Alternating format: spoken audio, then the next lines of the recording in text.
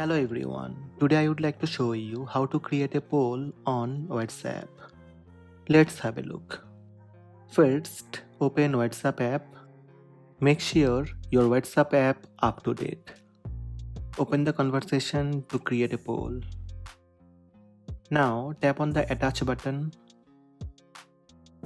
Here you will see poll. Tap poll. Now provide the question you want to ask through the option.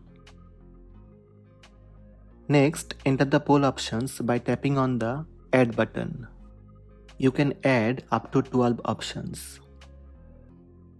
Finally, tap on send to create your poll.